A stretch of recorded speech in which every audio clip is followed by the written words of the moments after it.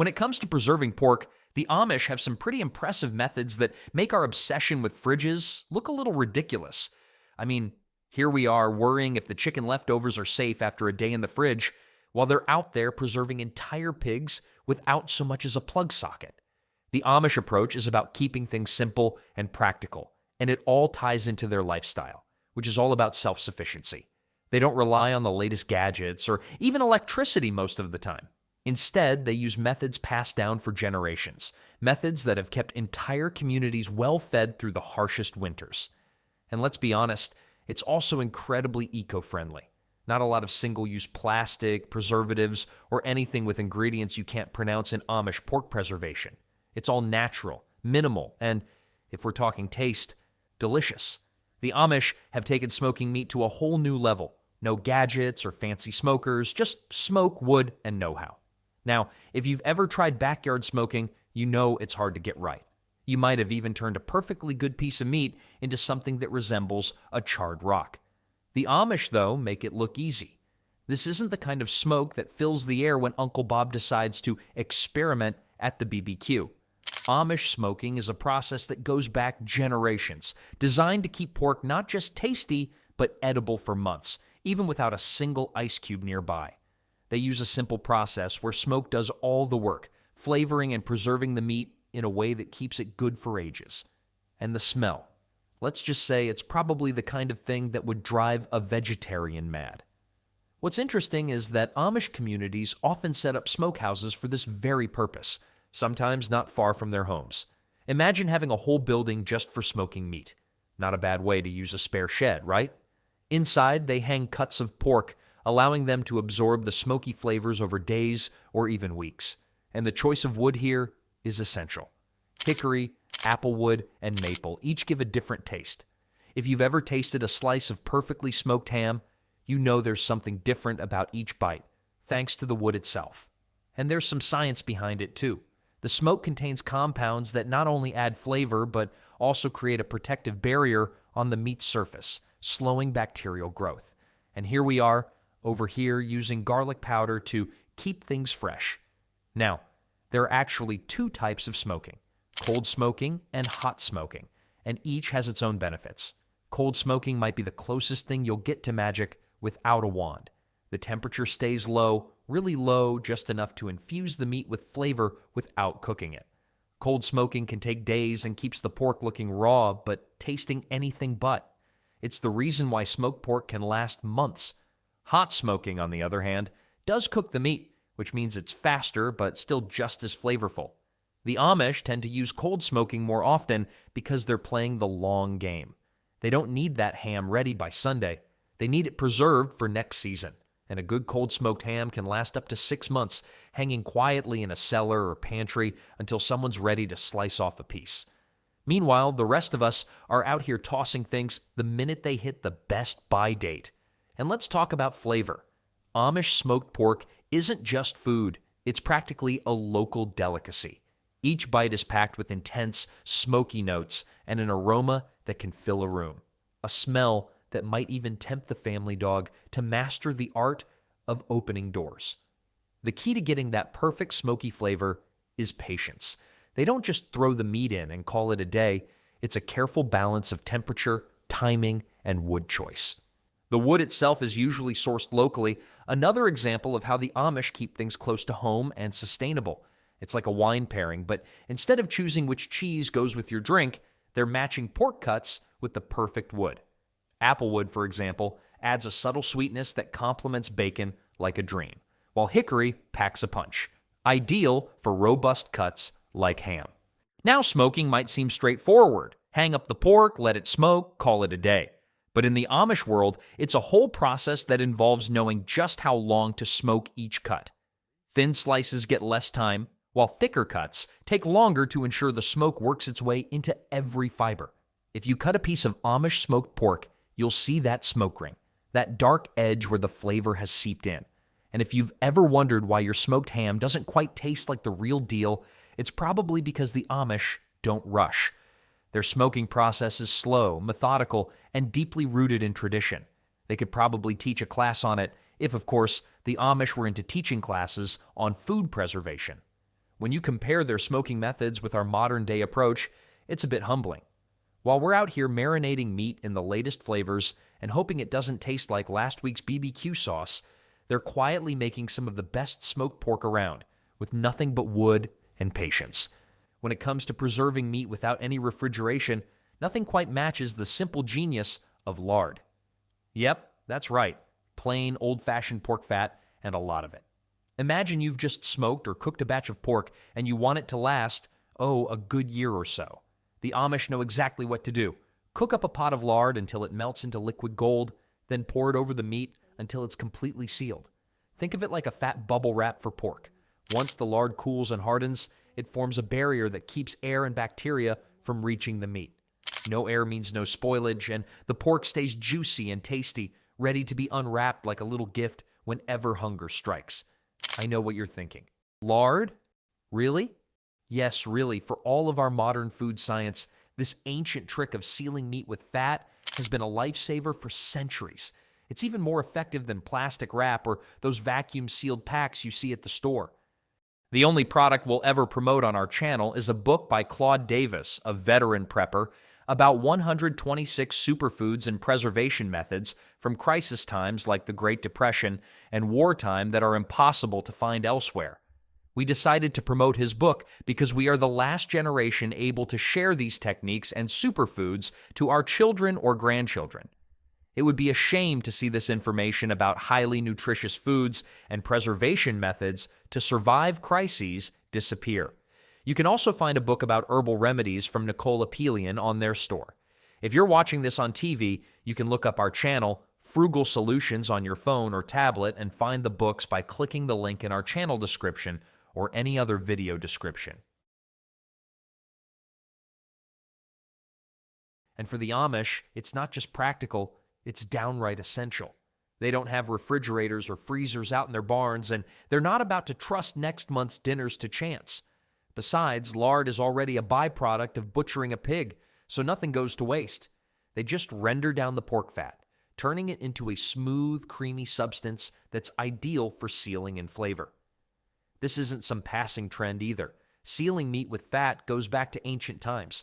The French call it confit, and the British used to pot their meats the same way. And while the Amish probably aren't making fancy confit dishes, the principle is exactly the same. When pork is sealed in lard, it can last over a year as long as it's stored in a cool, dark place. Just think of it as giving the meat a winter coat, warm, snug, and totally protected from the elements. And once you crack through that lard layer months later, the pork is as fresh and flavorful as the day it was cooked.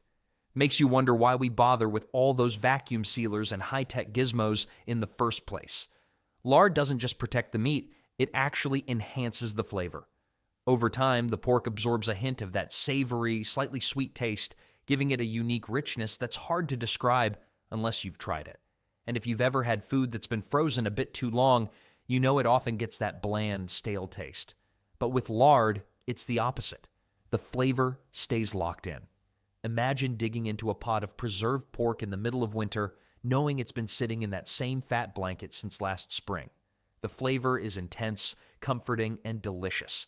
The kind of taste that makes you wonder why we ever bothered with freezers in the first place. And lard isn't just for keeping pork fresh, it's like the Amish version of Tupperware. Once you've eaten your way through the pork, you've got a pot of good, usable lard left over. That fat can be reheated, filtered, and used again. It's reusable, sustainable, and keeps on giving. Not to mention, it makes for some of the best biscuits and pie crusts around. In the Amish kitchen, nothing goes to waste, and that includes every last spoonful of rendered pork fat. Pickled pork might sound like something you'd find in a dusty jar in your grandpa's cellar, but for the Amish, it's just smart, tasty preservation. This method goes way back, even further than the pirates who stashed barrels of pickled meats to fend off scurvy on long sea voyages. The concept is pretty simple. You take your pork, give it a good bath in a brine of vinegar and spices, and let the acidic magic work.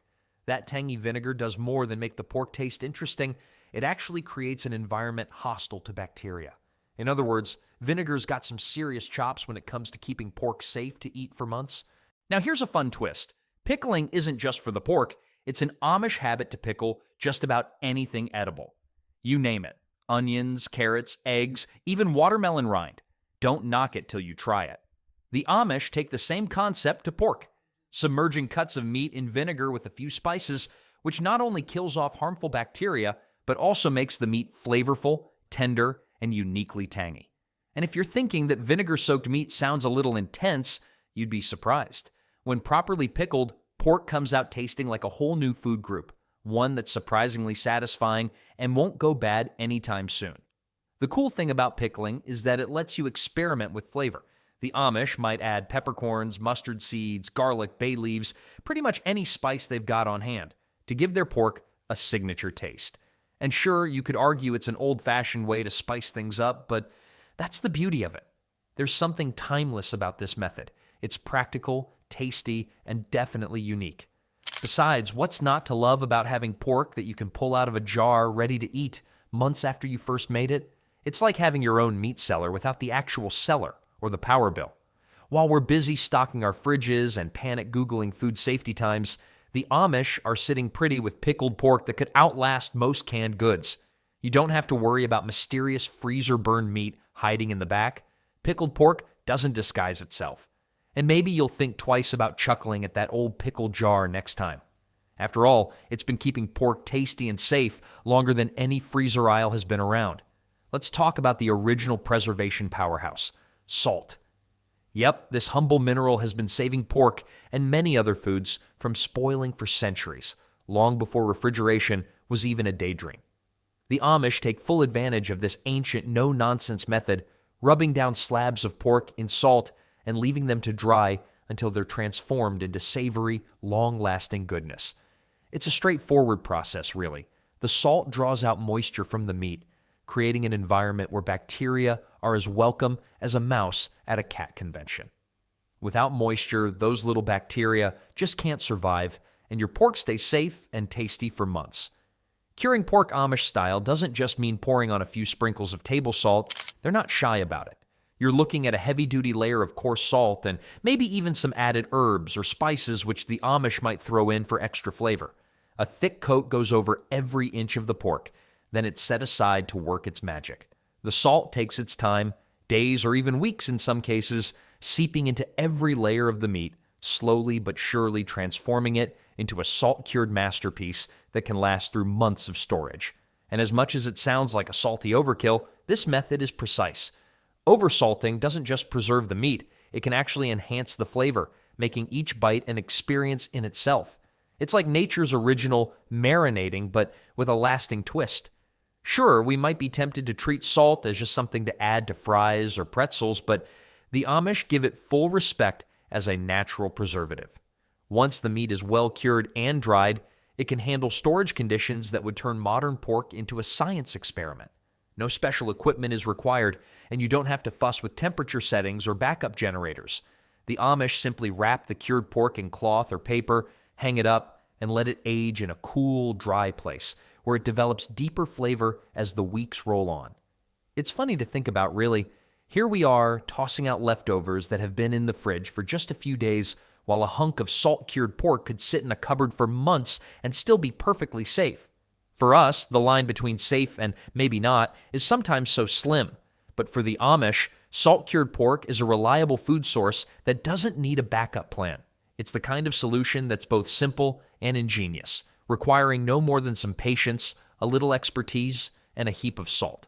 While most of us are worrying about the expiration date on our lunch meat, the Amish are happily pulling slices of cured pork from their cupboards, confident in the time-tested reliability of salt.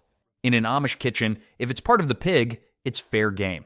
The philosophy here is simple: nothing goes to waste.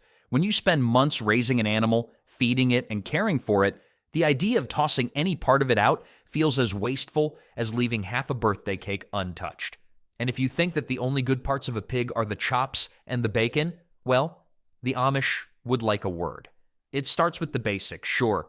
You've got your hams, your shoulders, your belly cuts, all going through their salting, smoking, or pickling rituals.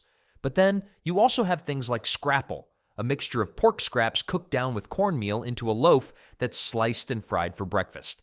It's a far cry from your average omelet, but for the Amish, scrapple is a tasty way to make sure not a single bit goes to waste. And let's not forget head cheese, a savory jelly made from boiling down the head of the pig.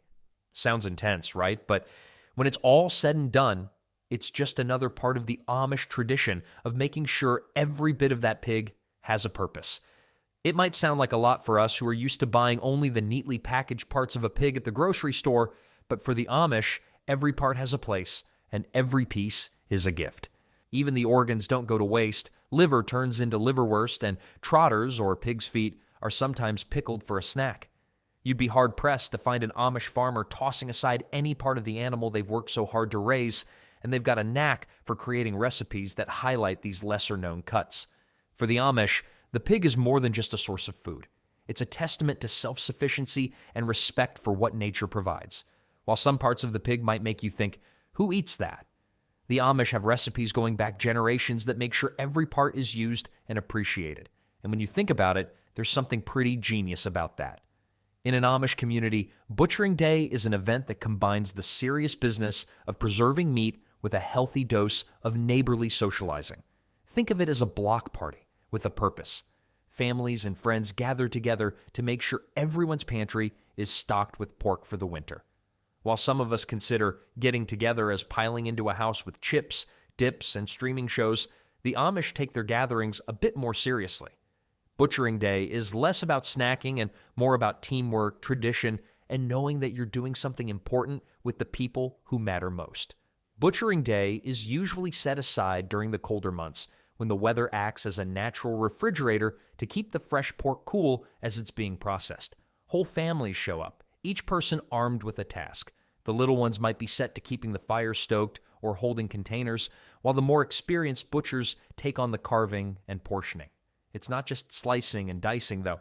As they go about the process, you'll hear stories from grandparents recalling how it was done back in their day, alongside younger folks who are finally learning the art of curing pork belly or sealing ham in lard.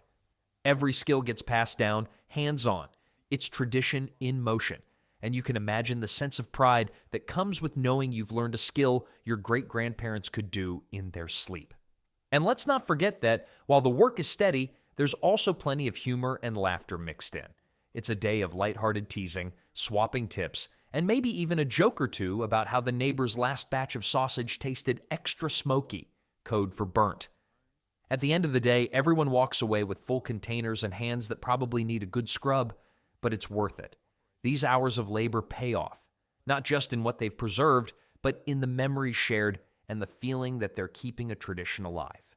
Plus, there's a feeling of satisfaction in knowing that a single day's work with family and neighbors will mean the kitchen table is well stocked until spring. While we're caught up in the day-to-day scramble to recycle plastic bottles and carry reusable bags, the Amish quietly go about their business in a way that's about as green as it gets. By preserving pork without electricity, plastic, or endless packaging, they've turned sustainability into an art. Forget the high-tech gadgets and trendy, eco-friendly hacks that pop up online. An Amish kitchen makes use of time-tested, zero-waste techniques that put many modern practices to shame. Let's face it, we're all guilty of using a bit too much plastic.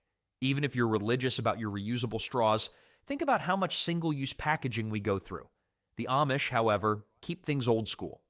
Need to store your freshly cured ham? Just wrap it in a layer of fat or salt. No plastic baggies required. Their methods are not only practical, but also cleverly efficient. They manage to store food safely without a single kilowatt of electricity, and the pork they process can sit around for months without ever seeing the inside of a freezer. Their approach is also impressively low impact. Every part of the pig finds a purpose, from the choice cuts to the odd bits and pieces that most people wouldn't look twice at. This nose-to-tail philosophy isn't about saving a few bucks. It's about respecting the resources they have, using every bit of the animal, and creating as little waste as possible. By the end of butchering season, you won't find much left on the table that hasn't been salted, smoked, pickled, or transformed into some other delicious meal. Plus, their preservation process isn't about shortcuts. There's no instant gratification here. It's a lifestyle. Imagine the energy they save by forgoing freezers and skipping plastic packaging, all while storing up food that can feed their families for months. Meanwhile, we're out here with our neatly stacked Tupperware containers and eco-friendly intentions, but we still end up buying a bunch of packaged stuff from the store. If we think we're living sustainably, the Amish set the bar so high they're practically unreachable.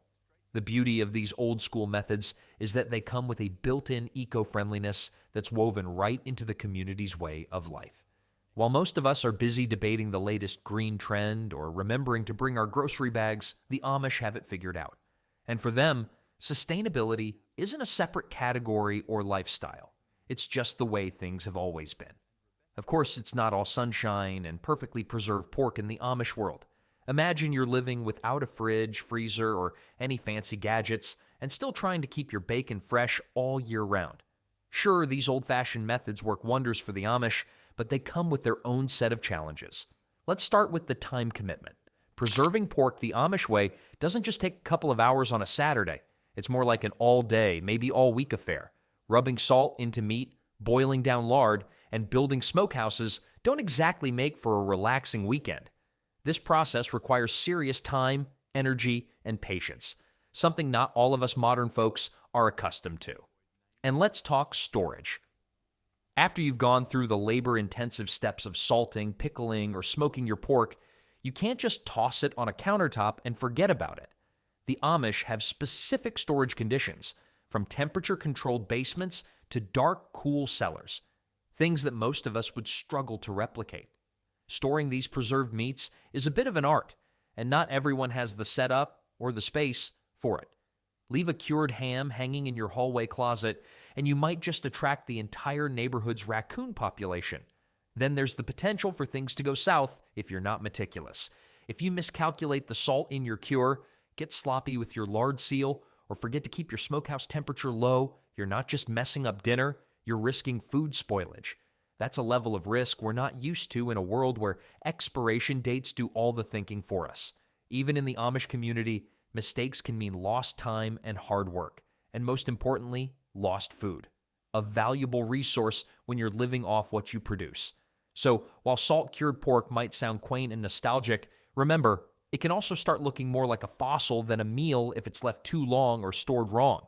And let's not forget that even if you follow every step religiously, you're dealing with preserved meat that lacks the convenient and highly reassuring sell-by date. So, can you try your hand at preserving pork the Amish way? Absolutely. But let's not get ahead of ourselves. This isn't as simple as a weekend hobby. Picture your kitchen mid-pickling, lard simmering, salt covering every available surface, and a very confused pet. The real trick here is respecting each step, especially when it comes to safety. First things first, don't skimp on quality salt. You're not just grabbing the table salt off the pantry shelf. Think kosher or canning salt. And don't take shortcuts. Each Amish method relies on details like salting just the right amount, smoking at just the right temperature, or sealing with enough lard to keep oxygen out. Forget even a single step, and your pork could turn from tasty to dangerous. The Amish have perfected these methods over generations, often with root cellars and smokehouses built specifically to keep meat preserved. Now, I'm guessing most of us don't have a smokehouse or cellar in the backyard, so be creative. Many modern enthusiasts use their ovens or smokers, and you can mimic a root cellar by storing meats in a dark, cool space. However, you still need to make sure the conditions are just right. Try taking a page from our Amish friends and get yourself a thermometer for better control, especially when smoking and curing. There's one more thing. Make sure to test your creations and don't use yourself as the test subject. Start with small portions and get comfortable with the process first. If your kitchen ends up looking like a smoke-filled disaster zone, maybe invite a friend or two over for some moral support. And hey, you might end up with some taste testers brave enough to join the experiment.